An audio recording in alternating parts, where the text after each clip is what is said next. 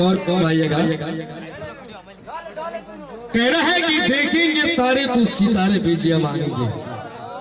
वाह वाह कहा लो, वाह वाह। कह रहा है मैडम ये देखेंगे तारे सितारे भी जिया मांगेंगे, प्यासे तेरे जुल्फों से घटा मांगेंगे।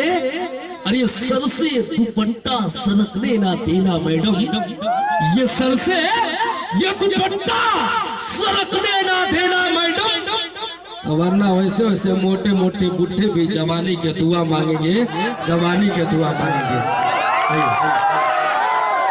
आनंद लेते रहिए, आनंद का क्षण है। ये कोई रामायण महाभारत नहीं हो रहा है कि हम हाथ जोड़ करके पूजा भक्ति भाव में खड़ा रहे।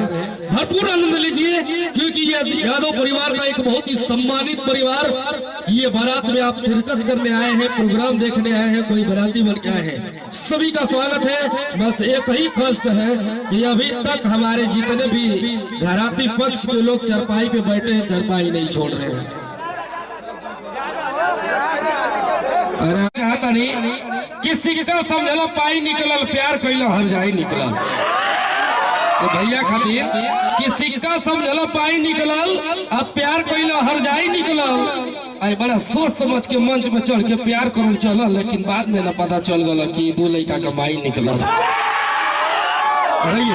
लेके चलेंगे डांस की दुनिया में, और बहुत ही प्यारा डांस हमारे